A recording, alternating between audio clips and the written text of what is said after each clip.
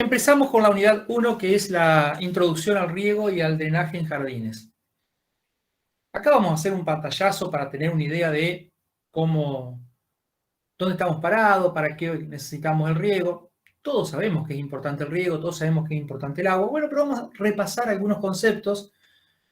Tal vez sean repetitivos porque lo dieron en meteorología, algunos conceptos los vimos en química, algunos los repasamos en cultivos bajo cubierta, pero no está de más ir viendo de que todo tiene que ver con todo, que todo está relacionado, que la jardinería, al igual que cualquier disciplina que tenga que ver con seres vivos, es un continuo, es una red, no es una zona compartimentalizada, la química por un lado, la biología por el otro, la botánica, no. Todo está entrelazado. Y por eso es que tenemos que ir, si bien acá le damos las materias por separado, porque lamentablemente no hay otra forma, habría otra forma, pero no está implementada en nuestras facultades, pero tienen ustedes que ir haciendo esa coordinación de todo. Vamos a empezar un poquito con la historia del riego. El riego agrícola es una de las prácticas más antiguas utilizadas por el hombre. Cuando el hombre hace ya 7000 años deja de ser nómade y se da cuenta de que los restos que tiraban el basurero, de los restos de vegetales, producían plantas nuevas, descubre la agricultura y se empieza a sentar. Pero también se da cuenta de que las plantas necesitaban agua, que cuando el suelo estaba muy seco las plantas crecían menos, cuando el suelo estaba húmedo las plantas crecían más, entonces empieza a ingeniárselas para regarlas. Esto aparece hace 7000 años y les puedo asegurar de que eran riegos muy rudimentarios, traer un poco de agua de los arroyitos sobre los que se asentaban y esparcirla alrededor de las plantas. Esto apareció, ahora es curioso que esto aparece casi en el mismo momento en distintos lugares del mundo. Se encuentra de que el hombre empezó con la agricultura y con el riego en Irán, China, Turquía, México, Estados Unidos, Perú, Inglaterra, o sea, en casi todo el mundo prácticamente al mismo tiempo. O sea que fue una cuestión que hizo que el hombre se civilizara un poquito ahí. Inclusive la referencia al riego es tan antigua que aparece en la Biblia. Y casi al principio de la Biblia hay un versículo en el Génesis, un versículo 2:11 creo que es, que habla de que del Edén salía un río que que regaba el jardín, usa la palabra regaba el jardín. O sea que prácticamente se puede decir que aparecieron, que el hombre civilizado y el riego aparecieron juntos, fueron creados juntos. Pero después, bueno, acá está el versículo 2:10, que habla del riego del jardín del Edén. Y después, ya unos 2000 años después, aparecen ya las primeras obras importantes de riego. Los canales, los diques, las represas, el desvío de los cursos de agua para regar, para llevar el agua a las ciudades y regar. Y las primeras obras importantes aparecen, por supuesto, en Egipto. Los antiguos egipcios usaban el riego, usaban el río Nilo para poder producir, y en Mesopotamia, que miren qué curiosidad, que una de las 7 maravillas del mundo antiguo, la única que no se tienen rastros, y solamente se sabe por lo que han escrito antiguos historiadores, la que no se ha encontrado nunca, tiene que ver con el riego. Los jardines colgantes de Babilonia eran unos jardines que estaban en la ciudad de Babilonia y que se regaban, porque no había forma de obtener esa exuberancia, esa cantidad de plantas en ese lugar. Entonces, el riego es muy antiguo y está íntimamente enlazado con el hombre.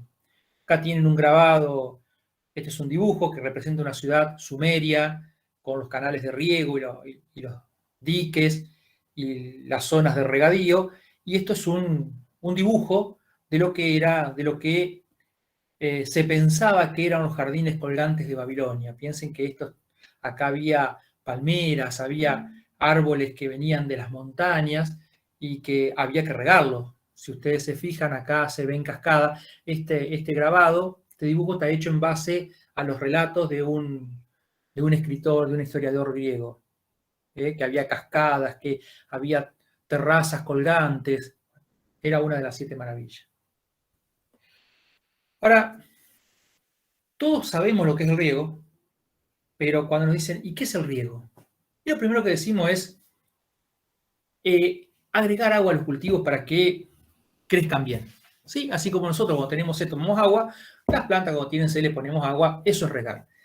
Pero, eso no sería, a ver, sí, eso es regar, pero cuando uno riega necesita hacerse algunas preguntas, y fundamentalmente 4 preguntas. ¿Por qué regar? ¿Por qué quiero regar? ¿Solamente para tirar agua? ¿Solamente porque supongo que a las plantas les falta agua? ¿Cuándo riego?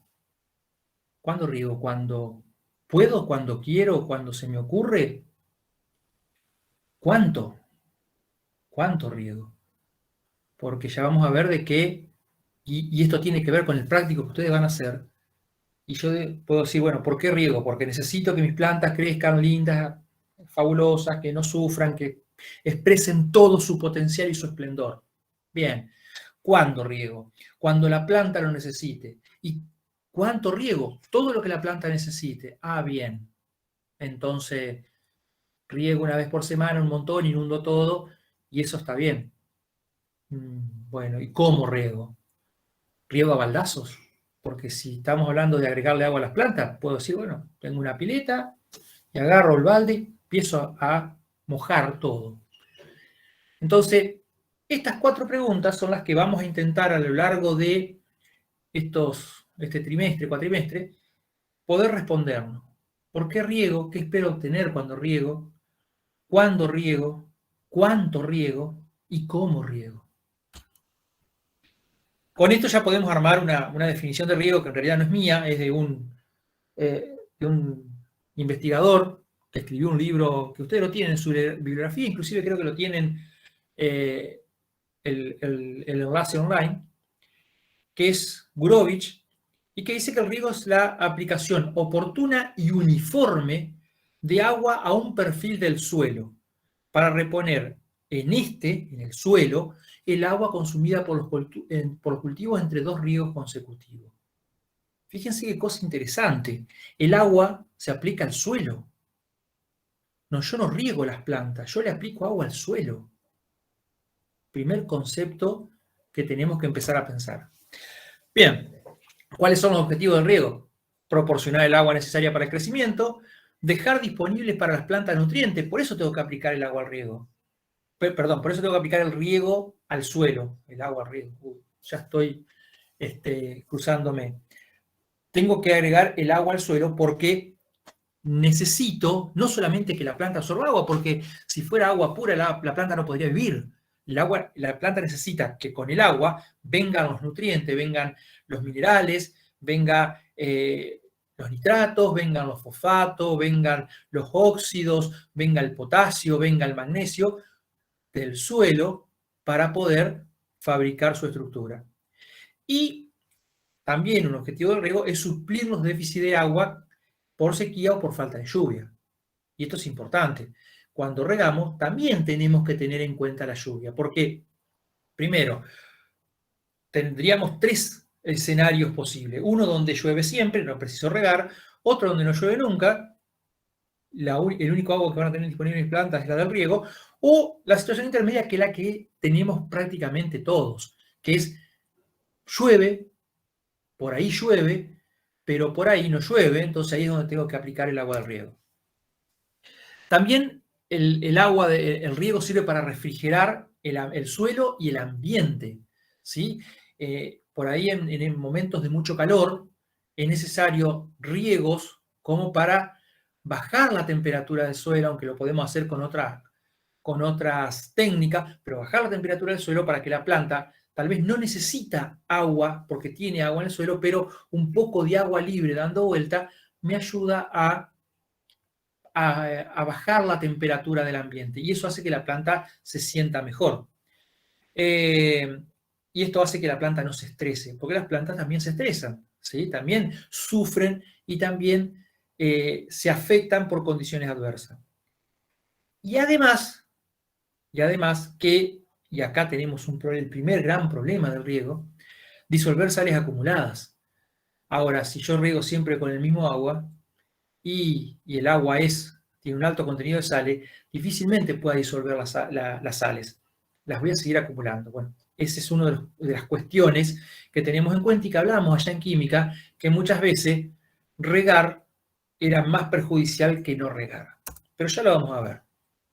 Y en jardinería, fundamentalmente, el riego, el agua, más que el riego, el agua, es un elemento importante, es un elemento fundamental, porque en jardinería el agua no es solamente el riego, el agua son las fuentes, el agua son las cascadas, el agua son los canales, el agua aporta belleza, aporta movimiento, aporta frescura a ese paisaje que estoy creando y por lo tanto tenemos que aprender a usarla, tenemos que saber cómo, cuándo, dónde usarla, porque va a ser no solamente el agua como aporte, como nutriente de nuestros cultivos, sino un elemento fundamental. Bien, lo que les decía hace un rato, el riego se aplica al suelo, no a la planta. Yo no riego la planta, yo riego el suelo, porque el suelo es mi reservorio de agua de donde la planta saca. Y esto después lo vamos a ver más en detalle la semana que viene cuando veamos la relación suelo-planta-agua-atmósfera. Que por ahí lo van a ver varias veces, o lo voy a decir, la zapa, suelo, agua, planta, atmósfera. Esa relación que se genera donde el suelo es el intermediario entre la planta y el agua. Y un riego adecuado debe humedecer la zona de las raíces, no solo la superficie. Porque ya vamos a ver en un ratito nada más que no todo el agua que yo aplico puede ser aprovechada por las plantas. Un mal riego me puede hacer gastar agua sin ningún sentido y no aportarme nada a lo que estoy haciendo. Por eso el riego debe ser adecuado y aplicado cuidadosamente y oportunamente. Ya vamos a ver que tal vez necesito una cierta cantidad de agua, pero que no puedo aplicarla de una sola vez. O no puedo aplicarla en un periodo de tiempo que yo quisiera. Eso también tenemos que ir midiéndolo. Y eso también va a ser parte del trabajo práctico integrador número 1. Ya les voy dando muchos datos del trabajo práctico integrador número 1. Cuando un riego no cumple con los objetivos que estuvimos hablando, no se humedece la zona del suelo, no se aporta la cantidad suficiente, no cumple con los objetivos que estuvimos viendo, lo primero que vemos es que las plantas no crecen. Acá estamos hablando de menores rendimientos. Sí, flores más chicas, plantas más chicas, zonas sin plantas, sin vegetación, un césped emparchado que tiene partes secas y partes verdes, partes con tierra y partes con césped. Entonces, primer cosa que vemos. Pero además perdemos agua. Y esto ya lo vimos en química. El agua potable, el agua que utilizamos, el agua no potable, sino el agua para uso humano, es una pequeñísima parte comparado con toda el agua que tenemos en la Tierra. Por lo tanto, hay que cuidarla. Y no por una cuestión de ser un ultra conservación. No, tenemos poca agua. Entonces hay que cuidarla. Entonces, tenemos que saber cómo aplicar un riego. Si ponemos mucho, podemos ocasionar lavado de nutrientes y vamos a estar mojando el suelo, teniendo una buena humedad de suelo, pero la planta absorbe agua y no crece porque no tiene nutrientes.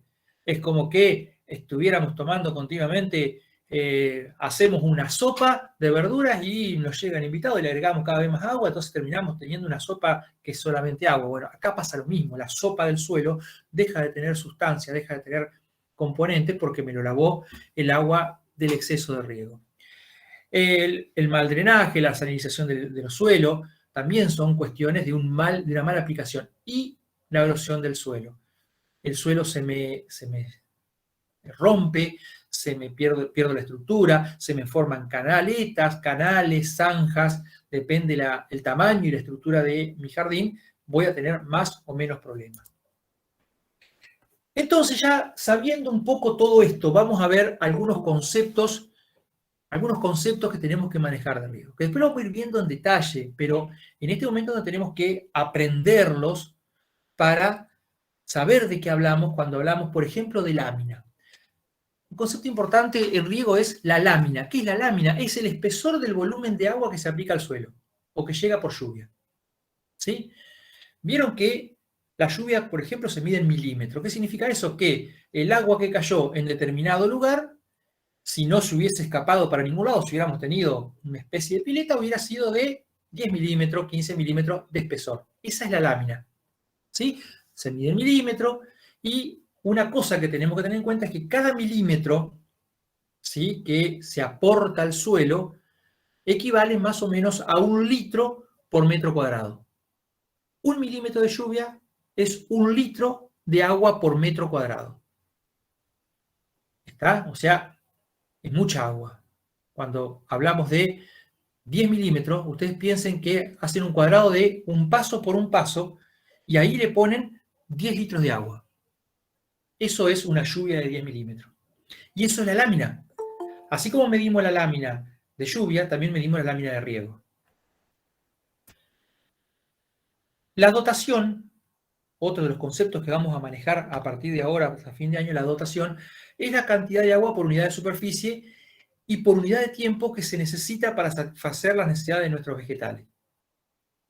Por ejemplo, un césped necesita o tiene un requerimiento o tenemos que usar una dotación de más o menos 5 milímetros en verano. Pleno verano, diciembre, enero, nuestro césped va a gastar entre 5 y 6 milímetros de agua.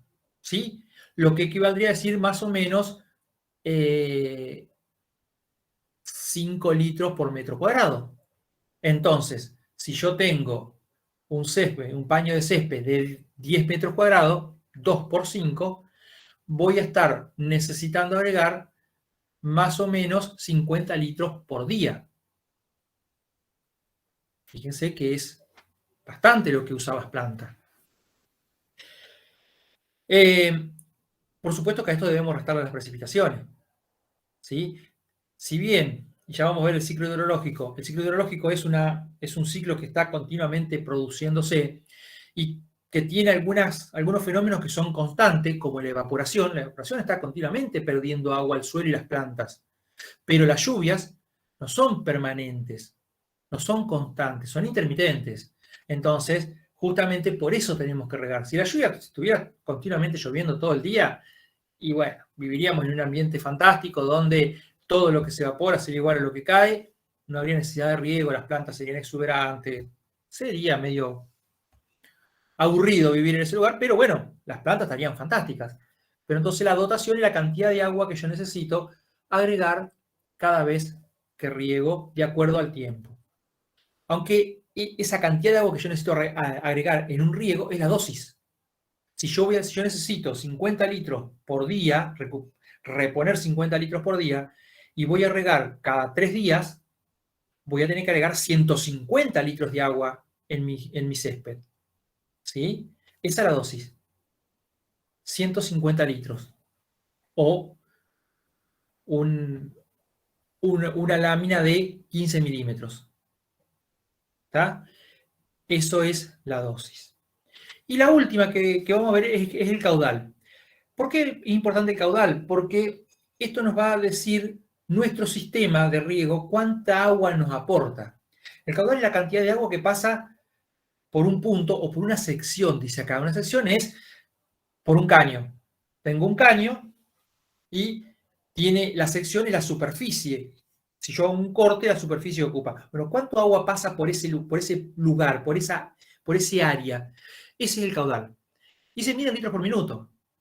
Yo, por ejemplo, acá en mi casa de agua de red, tengo un caudal de más o menos, depende del momento del día, pero entre 5 y 7 litros por minuto. ¿Sí? O sea, que tendría más o menos unos 3.000 litros por hora. Sí, 3.000 litros por hora. Y ya van a ver que eso es importante al momento de armar mi sistema de riego. Si yo tengo un requerimiento de acuerdo a los picos de riego por goteo que pongo o a los aspersores que pongo de 4.000, mi sistema no va a funcionar porque tengo un aporte de 3.000. Ahora, si mi sistema requiere 2.000 y tengo 3.000, ahí sí. Bueno, es otra de las cosas que van a tener que medir ustedes en el trabajo práctico integrador número 1. Estamos entonces con esos 4 conceptos que son los que vamos a manejar todo el tiempo. Lámina, dosis, dotación, caudal. Acá esto lo voy a pasar rápido porque ya lo hemos hablado bastante en química. ¿Se acuerdan la importancia del agua para los seres vivos? Que yo arrancaba diciéndole, me lo recordaron hace unos días, el agua es una sustancia que no debería existir. Es casi mágica. ¿Se acuerdan? El agua no debería existir. Bueno, el agua es sumamente importante. No, no debería existir. Después charlamos eso, si alguno no se acuerda y alguno no, después lo charlamos. Pero es sumamente importante. Es la molécula más común en todos los seres vivos. Todos los seres vivos tienen, la mayor parte de su cuerpo es agua. Nosotros, yo, esto que están viendo ahora por la pantalla, el 70% es agua. Cualquiera de ustedes, el 70% es agua. Una lechuga tiene un 80-90% de agua, un tomate tiene 90% de agua. Es agua. El agua es fundamental para los seres vivos. Y en particular para las plantas. Para todos, pero las plantas, en las plantas es más importante o cumple más funciones tal vez que en los animales. Algunas características del agua es que es un disolvente universal. Eso disuelve un montón de sustancias. Y fundamentalmente sustancias inorgánicas. Por ahí las orgánicas son un poco más complicadas. No disuelve muy bien los lípidos, no disuelve las proteínas, no disuelve pero todo lo que son sales inorgánicas las disuelve, los gases, óxidos, hidróxidos, los disuelve muy bien. Y eso es muy bueno para las plantas, porque eso le permite absorber los nutrientes. Recuerden que las plantas no comen. Ellos, todo lo que toman, todos los nutrientes que toman son inorgánicos. Nosotros, todo lo que tomamos, la mayor parte de lo que tomamos proviene de fuentes orgánicas. Las plantas es inorgánica, porque son autótrofos, ¿sí? Y usan la energía del sol para poder fabricar su alimento. Es otro tema. Pero todo es inorgánico, lo tienen que sacar del suelo. Y lo pueden sacar del suelo porque el agua los disuelve. Además, el agua es un excelente medio para producir reacciones químicas. ¿Se acuerdan en química? Los ácidos se formaban por la reacción de un óxido ácido con agua. Está el agua presente. Los hidróxidos se formaban por la reacción química de un óxido básico con agua. Cuando un ácido y un hidróxido reaccionaban en agua, formaban una sal y agua. ¿Sí? Las reacciones químicas necesitan un medio acuoso para que sean más fáciles. Entonces esto permite que todas esas reacciones químicas dentro de los seres vivos sean más fáciles. Permite el transporte de sustancias. Al ser un disolvente, el agua entra y sale por distintos fenómenos, lo que hablamos hoy de las plantas sumergidas. Por eso lo traje acá y no se lo conté en la clase del jueves. Lo traje acá porque justamente ese agua que circula, que entra, que sale, lleva y trae sustancias disueltas que le permitirán a la planta hacer ese transporte. Y la absorción de nutrientes disueltos en el suelo que le permitirán a la planta crecer. Otra de las características es un alto calor específico y alto calor latente. O sea, el agua necesita absorber mucha temperatura o mucho calor o ceder mucho calor para cambiar de estado. Por ejemplo, mientras que 1 gramo de hierro yo necesito 0,11 calorías para que suba 1 grado, para que suba 1 grado, 1 gramo de agua necesito 1 caloría, o sea, 10 veces más. Y el agua que es el compuesto, dentro de los más comunes, el compuesto que tiene un mayor calor latente, 1 caloría para subir 1 grado, 1 gramo de agua. ¿Qué significa eso? Que se resiste a los cambios. Y eso es importante porque permite regular la temperatura. Donde hace calor, el agua absorbe mucho calor, por decirlo así en términos casi cavernícolas, y donde hace mucho frío, el agua cede mucho calor para calentar el ambiente. Y esto lo usamos, el hombre lo usa, lo vamos a ver, para combatir inclemencia. Lo que yo les decía hoy, el riego hace que baje la temperatura cuando es muy alta. Un riego superficial, en el momento, en ciertos momentos del día, hace que la temperatura de nuestro jardín baje.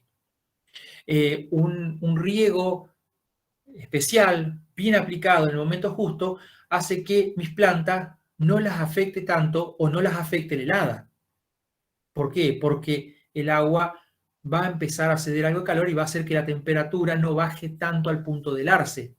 Entonces, esa característica del agua es sumamente importante. Bueno, lo de cambiar la densidad del agua, ustedes vieron que el hielo flota en el agua, eso hace que el agua fría sea más densa, y el agua caliente sea más densa, al revés de lo que pasa normalmente, y el agua fría sea menos. Entonces, eso hace que se genera como una especie de turbulencia.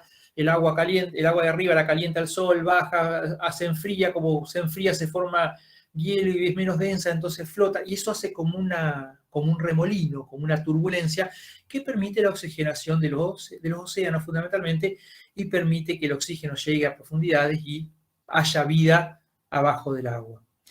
Roberto. Sí. Sí, Emilia, Sí. antes que sigamos, ahí surgió una duda en el chat acerca de la lámina de agua, que habría que aclararla antes de continuar con los temas. Dale. ¿Cuál es la duda? Léeme la pregunta del chat, porque yo no estoy viéndolo al chat. Sí, por eso. Sí. La lámina de agua, preguntan si es la profundidad que alcanza el agua. No. Sería como algo relativo. No, es la altura. Es la altura del agua sobre la superficie. Vos pensás que el agua, una lámina de agua es la altura de la cantidad de agua que vos le aportaste a una superficie de suelo. No el agua que baja, que ya lo vamos a ver que eso es otra cosa. Es como que vos tengas una bandeja, ¿sí? Una bandeja impermeable, y vayas regando o vaya lloviendo arriba. El agua que se acumula dentro de ese recipiente, esa es la lámina. ¿Sí? Por supuesto, esa lámina ingresa al suelo, o no, pero esa lámina es lo que se acumula sobre el suelo. Es la cantidad de agua que se acumularía sobre el suelo si el agua no se escapara para ningún lado. Si no se escapara para los costados, si no infiltrara, si no entrara al suelo, si no se fuera para ningún lado, el agua que se acumularía por un riego o una lluvia sería la lámina. No el agua que entra. El agua que entra es otra cosa. Eso es infiltración. ¿Sí? Que ya lo vamos a ver cuando veamos ciclo del agua en un ratito. Sí, por ahí habría que pensarlo como una medida relativa que se lleva a 1 hectárea. Eso es lo que se toma como los milímetros y sí, más que... Sí. Sí, ya vamos a ver también cómo se mide la lámina. Ahora lo vemos y tal vez ahí lo entiendan un poquito más. Bien. Y la alta cohesión, que ya lo hablamos, que es el tema de esa unión que pueden producirse entre moléculas de agua y que hace que el agua que se evapora en una punta de la planta vaya tironeando moléculas de más abajo y produzca un flujo constante desde el suelo, desde la raíz hasta las hojas, lo que permite la circulación y absorción de sustancias. Esto también lo conocemos, la calidad del agua de riego. No cualquier agua sirve para regar, ¿sí? Como el agua es un disolvente universal, puede traer sales disueltas, y puede traer sales perjudiciales, y puede traer sustancias perjudiciales que no son justamente sales, puede traer contaminantes de distintos tipos que hacen que estemos perjudicando nuestro jardín cuando lo regamos. El mejor agua sin duda es el agua de lluvia. Que el agua de lluvia no es un agua pura, pero es bastante pura, ¿sí? Tiene muy bajo contenido de cosas, de sustancia disuelta, sería la mejor, pero no la tenemos siempre. Y a veces ni siquiera podemos recolectarla y reservarla, porque no tenemos la capacidad. Pero ya lo hemos hablado a eso, el mejor agua sería el agua de lluvia. ¿Y cuáles son los principales peligros que tiene un agua de mala calidad? Salinizar el suelo, sodificar el suelo, que no es lo mismo que salinizar. El sodio es un elemento químico que está en algunas sales, pero que es peligroso por su cuenta y no como las sales en general. y toxicidad específica. Algunos iones, algunos elementos químicos son tóxicos por sí mismos. Bueno, las cosas que necesitamos, esto ya lo vieron en química, que necesitamos conocer cuando vamos a usar un agua para regar. Conductividad eléctrica, eso me va a hablar de la cantidad de sales, la presencia y concentración de calcio, magnesio, sodio, potasio, de carbonatos y bicarbonatos, cloruros y sulfatos, boro, litio, hierro, porque pueden traer algún tipo de toxicidad, nitratos y amonio, acidez, alcalinidad, el RAS ajustado, fosfato, fósforo, son las cosas que uno pide en un análisis de suelo. Pero yo creo que por ahí los 2 o 3 primeros son los más importantes al momento de regar. Estos, sí, podemos generalmente, pedimos esto de acá arriba y esto de aquí abajo, lo dejamos si vemos que tenemos alguna duda o empiezan a aparecer algún problema, pero generalmente no se pide desde un principio. Tal vez el pH, la acidez, la alcalinidad, sí, pero serían esos 4 parámetros. ¿Y de dónde podemos sacar agua para regar? Hay 3 fuentes posibles. La de cursos de agua o espejos superficiales, ¿sí?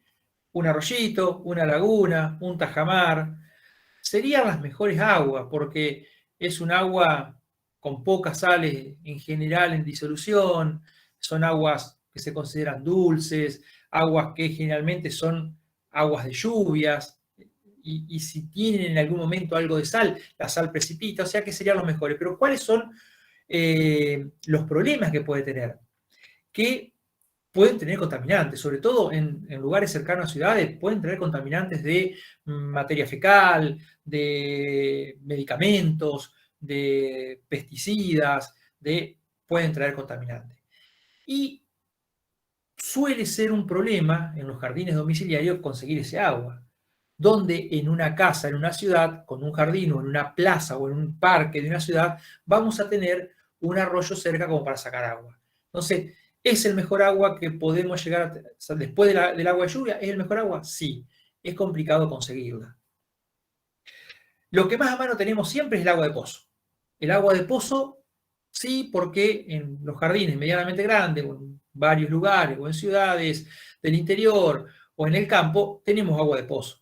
Es la más común, pero en general suelen tener alto contenido de sales, y a veces inclusive alto contenido de sodio.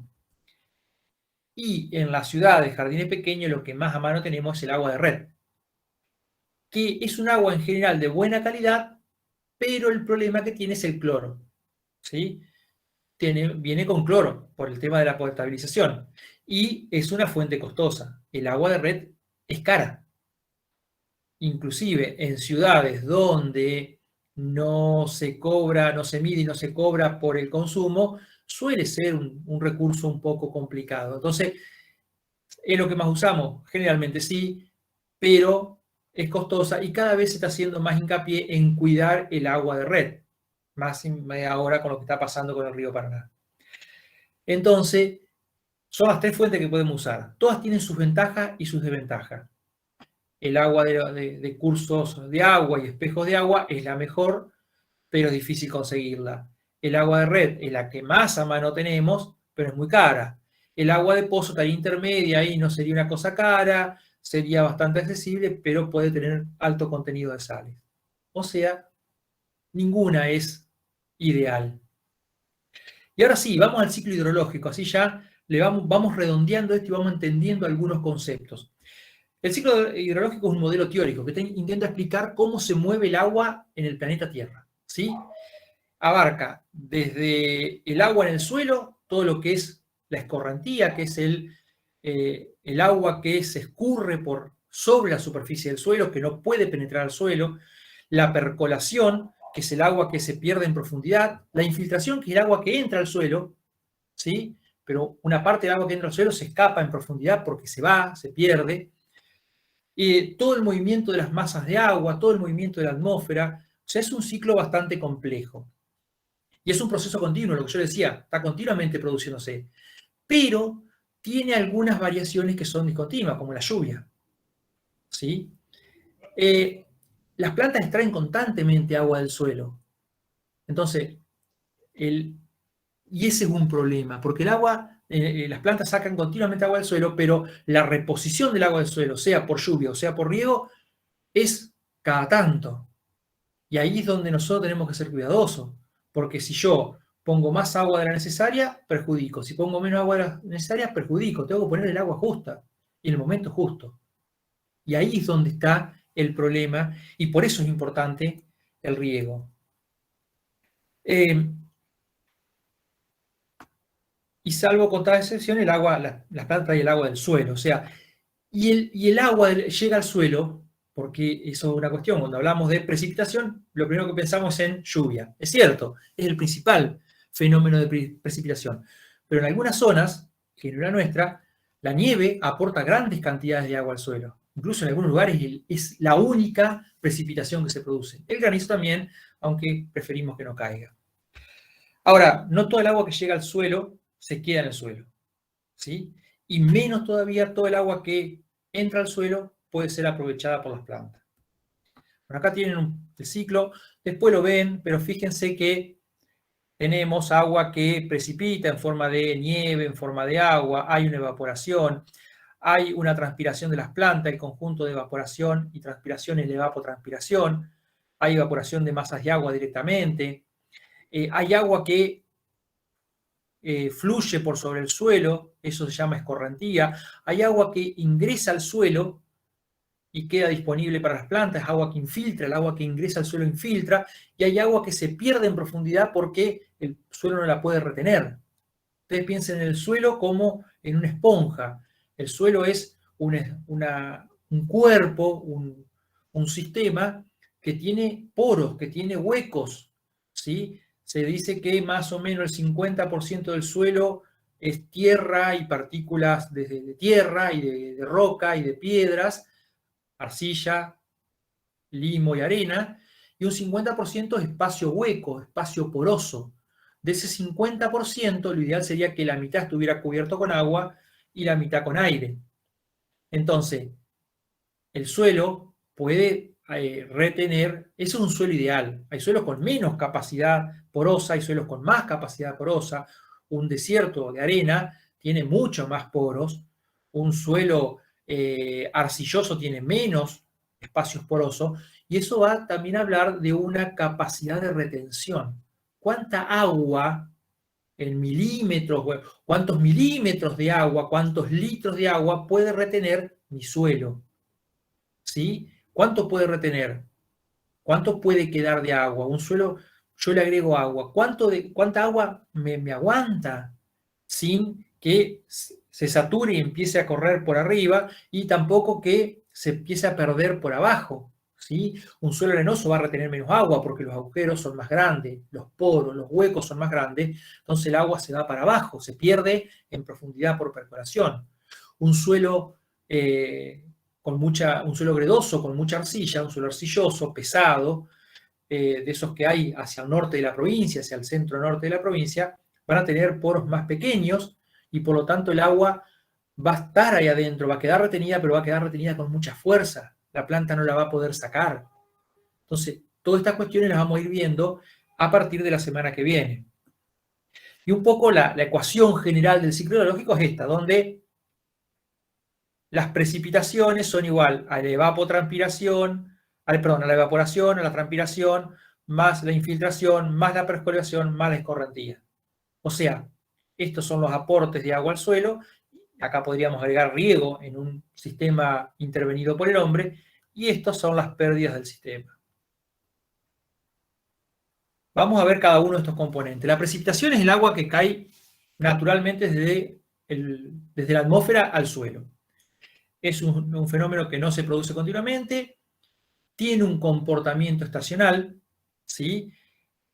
Y las precipitaciones se miden en milímetros de agua acumulado. Otra vez, pensemos en un sistema donde el agua no se me escapa. Todo el agua que cae, yo la recolecto y me va formando una columna de agua. No importa la superficie, en una hectárea, en un metro, en un centímetro cuadrado, pero me va formando una columna. Lo que me cae ahí se me queda, que es el fundamento del pluviómetro, que ya lo vamos a ver, que es el instrumento con el que se mide la precipitación, ¿sí? Se mide en milímetros de agua acumulada. Miren, esto es un pluviómetro, distintos pluviómetros. Fíjense, esto es el típico caso para entender, de un pluviómetro común, para entender qué es lo que pasa. Fíjense, un recipiente, el agua que cae en la boca acá, no se puede escapar por ningún lado, queda aquí adentro.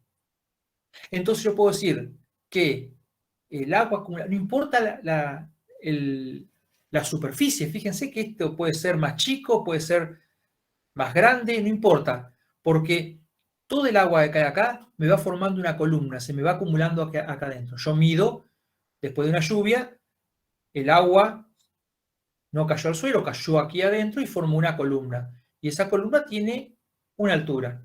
Eso es precipitación acumulada. Eso es lámina. Fíjense en este tubito de vidrio. ¿Ven? Todo lo que cae acá arriba no se escapa por ningún lado. No puede irse por abajo, no puede irse por los costados. Se empieza a acumular y empieza a subir a medida que llueve. Y yo voy midiendo la altura. ¿Sí? 5 centímetros, 10, 15, 20, perdón, milímetros de lluvia acumulada, de lámina. ¿Sí? De lámina. ¿Qué pasa? Como se supone que la lluvia en toda esta zona es uniforme, lo que me cayó acá, también me cayó acá, y también me cayó acá. Y fíjense que no es lo mismo lámina, que es la altura de la columna, que volumen. Porque es cierto, en este pluviómetro, la cantidad de agua que yo recolecto en este tubito capaz que es cuarto litro. Pero cuando yo lo llevo a 1 metro cuadrado, ese milímetro me representa 1 litro. ¿Se va entendiendo ahora el concepto de lámina, el concepto de precipitación acumulada? Ustedes piensen que si viviésemos en una gran pileta donde el agua no se escaparía por ningún lado, después de un año, la lluvia acumulada sobre la ciudad de Paraná sería de 10 metros. Eso es lámina. Si viéramos en una gran pileta donde el agua no se pudiera escapar para abajo ni para los costados, porque en Paraná llueven 1000 milímetros promedio por año. 1000 milímetros, no, perdón, 1 metro, no 10 metros, 1 metro. El agua sería de 1 metro de alto, me llegaría más o menos a la cintura a mí, si el agua no se fuera para ningún lado. Eso es lámina, eso es altura, eso es precipitación acumulada. Bueno, los pluviómetros tenemos distintos, bueno, este es el más común, el que se usa en el campo, es un pluviómetro grande, tiene una boca más o menos de 20 centímetros. Estos son pluviómetros más decorativos, fíjense, este tiene como unos adornos aquí de metal, este también es muy bonito, tiene la escala adentro, estos están graduados. Cuando coloco un pluviómetro, otra de las cuestiones, no se puede colocar en cualquier lado. Es bueno tener un pluviómetro, pero tiene que estar lejos de los árboles, por lo menos a 2 metros desde la proyección de la sombra de la copa de un árbol, 2 metros de una pared, tiene que estar más o menos 1 metro sobre el suelo, porque si está sobre el suelo puedo aumentar la precipitación por salpicado. El agua que pega al costado salpica y me va llenando más el pluviómetro. Pero bueno, esto es un pluviómetro. Y esta es la distribución mensual de la lluvia en Paraná. Esto es un trabajo propio mío que registra la lluvia acumulada en los últimos 35 años. ¿Sí? Profe, Sí, perdón, tengo una consulta con la lámina de agua. sí. En el suelo, ¿en qué momento se forma si infiltra el agua? Por lo menos. O sea, esa duda tengo. ¿Cómo se acumula esa lámina si va a infiltrar? Es que esto es teórico. No se acumula en el suelo infiltra. Ya vamos a ver, pará, no te apures después, espera que terminemos con todos los conceptos y ahí, si te quedan dudas, lo aclaramos, pero pará que faltan elementos todavía. Esto es teórico. Esto cuando llega al suelo se desparrama. Una parte escurre y se va por superficie y se va a los arroyos, al desagüe, a la alcantarilla. Una parte entra al suelo, ¿sí? Una parte que entró al suelo se escurre a las napas profundas. O sea, esto es teórico. Esto en el suelo no lo vas a ver. No es que el suelo funciona como un pluviómetro, como un tachito. No, no. Lo que pasa es que no es lo mismo. Necesitamos saber cuánta agua cayó para saber cuánta agua tengo en el suelo, porque eso se calcula a partir de ahí. ¿Sí? Si me llueven 100 milímetros, yo sé que mi suelo va a quedar más o menos en condiciones óptimas de humedad. Pero si yo vengo, en este momento llueven 30 milímetros,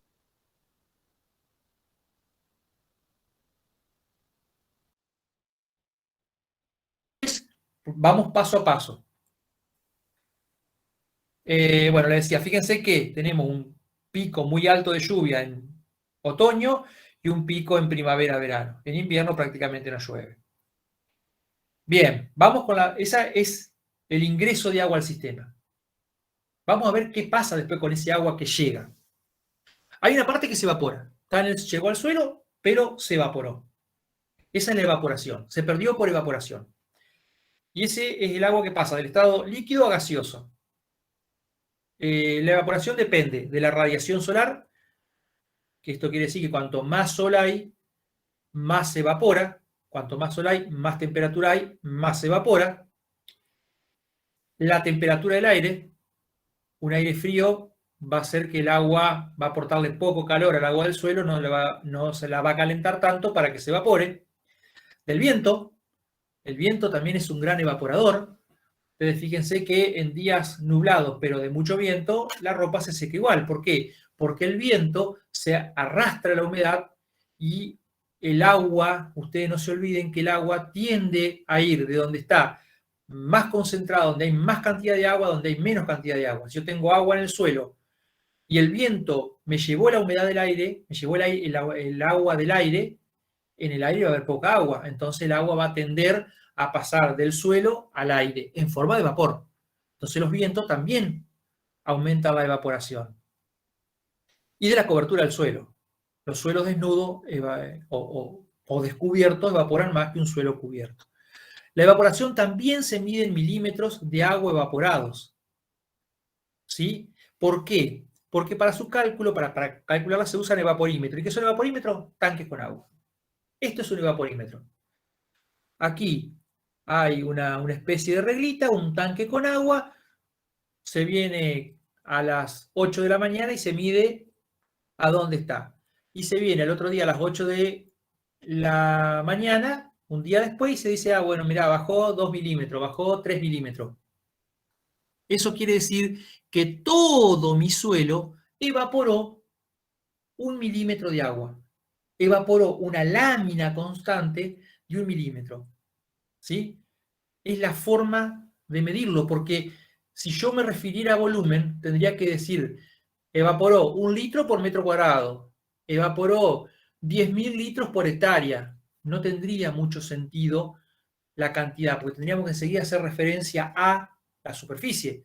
En cambio, si me evaporó 1 milímetro, yo quiero decir que en cualquier superficie que yo quiera, se me fue 1 milímetro de agua, una lámina de 1 milímetro de agua. ¿Sí? Bien.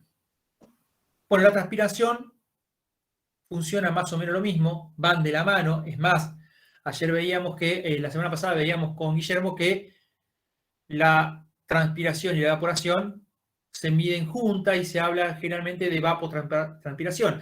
La transpiración tiene los mismos factores que la afectan y también las plantas. Hay plantas que evaporan más agua y plantas que evaporan menos agua. Y se miden con unos aparatos bastante más complejos que se llaman lisímetros. Los lisímetros es un tanque gigante donde se pone el mismo suelo de los costados del terreno y se siembra el mismo cultivo, porque no es lo mismo medir la evapotranspiración para un área de césped que medirla para un cultivo de maíz o para un cultivo de árboles. ¿Sí? Entonces se le agrega una cantidad de agua medida, el agua que pasa de largo y se escurre, que no puede ser retenida por esta esponja que es el suelo, se recolecta y después se pesa cuánto agua me queda retenida. Y se sabe cuál es la superficie de este tanque y después se van midiendo el agua que se pierde. Supónganse, para hacerlo muy bruto, este tanque pesa, después que lo riego y se escurrió todo el agua y me quedó el agua del suelo, este tanque pesa 100 kilos. Mañana vengo y lo peso y pesa 99. O sea que perdió 1 litro. Si yo sé la superficie de aquí arriba, puedo decir cuántos milímetros se perdieron. ¿Sí? Otra forma, otro de los componentes. Pero este depende del cultivo. No es lo mismo que yo tenga un área plantada con rosa a que tenga un área de césped. O que tenga un área de álamos. O a que tenga un área de claveles. Todos van a tener una evapotranspiración distinta. Por eso los requerimientos de agua son distintos. Por eso una zona plantada con cactus va a tener mucho menos requerimiento de agua que una zona plantada con rosas, por decir una especie que necesita mucha agua. Acá tiene un lisímetro. Este era el esquema. Acá tiene un lisímetro. ¿Ven? El mismo tanquecito. Lo que pasa es que todo esto que nosotros vemos acá abajo, hay sensores que me los llevan a una computadora, pero esto es un lisímetro. Fíjense que está plantado con el mismo cultivo de alrededor. Acá tiene un anillo para que esto quede en el aire y pueda pesarse y por diferencia de pesada saber cuánta agua se va perdiendo. Bien, vamos a lo que nos tenía preocupado, que es el agua del suelo. Bueno, ¿cómo entra el agua al suelo? Hasta ahora vimos pérdida, la infiltración. Esa lámina de agua de lluvia que cae, una parte de esa lámina, porque justamente el suelo no es impermeable, no estamos en una pileta pelo pincho, estamos en el suelo. Una parte de todo eso que cae entra al suelo. ¿Sí? Y eso se llama infiltración. El agua que ingresa al suelo es la infiltración. ¿Sí?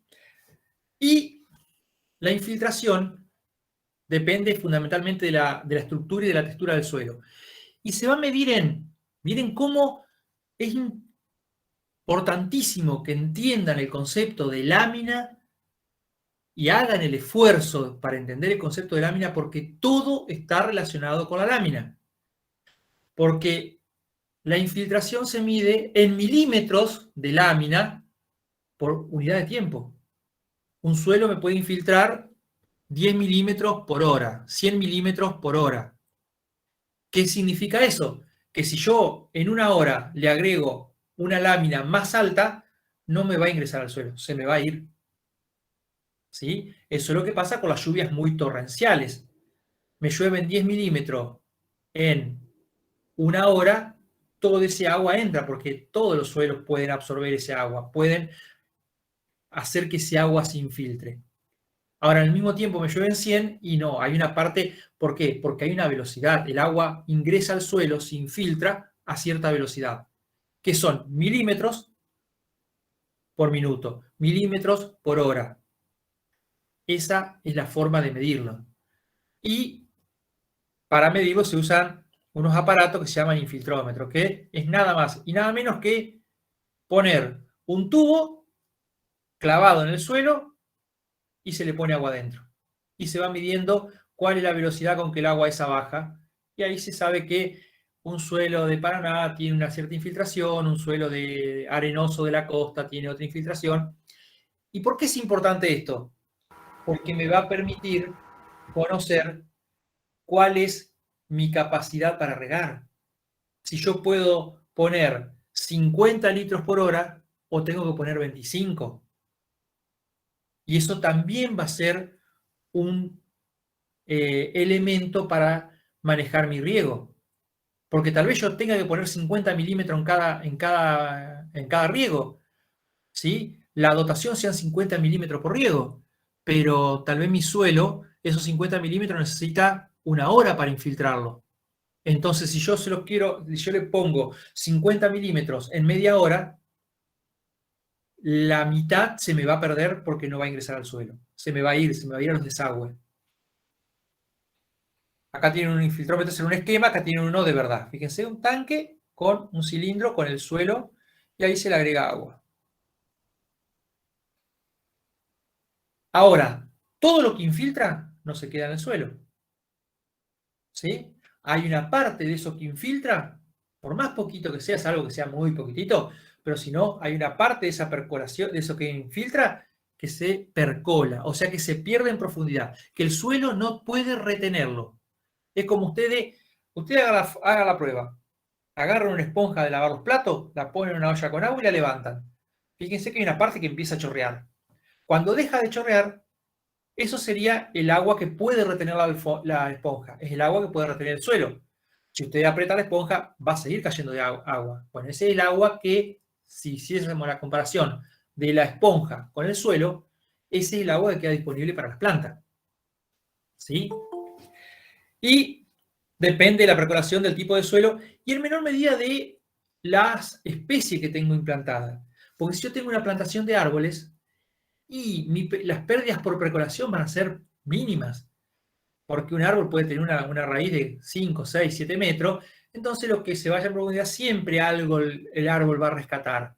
En cambio, en un césped donde generalmente tengo una raíz de 10 centímetros, cualquier lluvia en profundidad, cualquier percolación, cualquier lluvia en exceso, hace que una gran parte del agua se me vaya. Por eso, si yo riego rosas, puedo poner más agua y espaciar más los riegos, pero si yo riego césped, tengo que poner menos agua y acortar o acercar los riegos. Porque si yo pongo mucho agua, el agua que se me vaya muy abajo, no la voy a poder recuperar, no la voy a poder usar con las plantas para su bienestar. Bien, y el último es la escorrentía. La escorrentía es el agua que supera la velocidad de infiltración o que supera la capacidad que puede tener el suelo de retener agua. Se llenó de agua, el suelo tampoco es que es un barril sin fondo, tiene una capacidad, puede contener una cierta cantidad de agua e incluso hay suelos que por debajo tienen alguna cubierta impermeable y bueno, el agua se llenó ese suelo y se llenó. Entonces, si el suelo se llena o si el agua caída supera la velocidad de infiltración, cae más agua de lo que el suelo puede absorber en una unidad de tiempo, el agua empieza a deslizarse sobre la superficie. Y eso se llama escorrentía. ¿Sí? Se llama escorrentía superficial, y eso puede ser peligroso porque eso me va a romper el suelo, me va a formar zanjas, me va a formar canaletas, me va a formar cárcavas. Y esto generalmente se hace experimentalmente la medición y se usan unas parcelas especiales, ¿ven? Se le hace toda una parecita, ¿sí? Alrededor a una superficie medida y se va recolectando, se le aplica una dosis de riego o de lluvia y que se sabe cuánto es, se mide y entonces se recolecta el agua que no alcanza a infiltrar el suelo, esto tiene una cierta pendiente, se recolecta y se mide. Entonces se sabe cuánto agua se va por escorrentía. Bien, ahora entramos a las preguntas. Bueno, acá algunos, ya como para ir redondeando, el riego es fundamental para las plantas, para que las plantas puedan expresar todo su potencial. Si nos excedemos, lo podemos afectar a los vegetales. Y, por ejemplo, nos puede pasar esto. Acá, evidentemente, se superó la capacidad de infiltración. Este suelo no puede absorber más agua.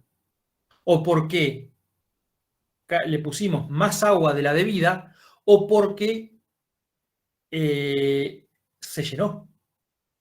¿Sí? El suelo está saturado de agua, no le entra más agua y le seguimos agregando. Entonces empiezan a formar estos charcos. Por supuesto que en toda esta zona donde hay charcos, las plantas van a empezar a morirse.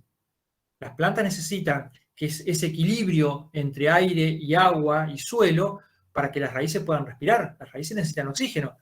En este caso hay muy poco oxígeno o nada y por lo tanto las plantas empiezan a sufrir asfixia radicular.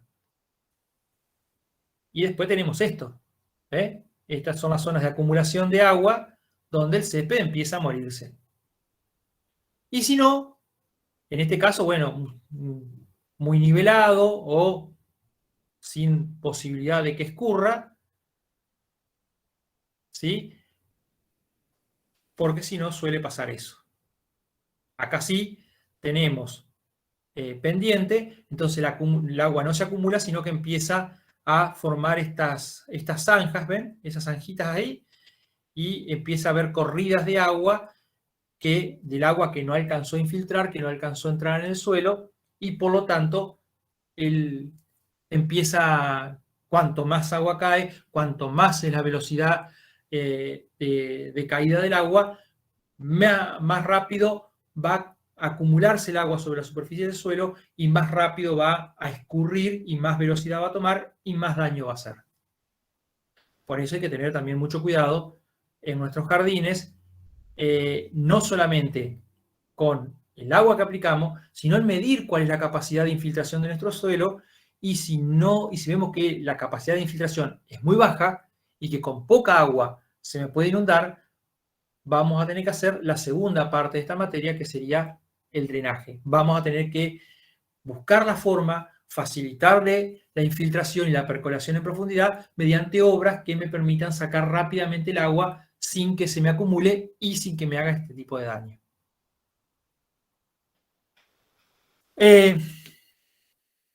Por todo esto, y es lo que vamos a empezar a calcular punto por punto, el riego debe ser tomado como una tarea delicada y precisa. La dosis, la cantidad de agua que yo aplico. La frecuencia, o sea, cada cuánto la aplico. El método, hago riego por goteo, hago riego por aspersión, hago riego por superficie. Y el drenaje son fundamentales. Tengo que cuidarlos. Regar no es agarrar una manguera y desparramar agua. Regar es aplicar la dosis correcta en el momento correcto y de la forma correcta.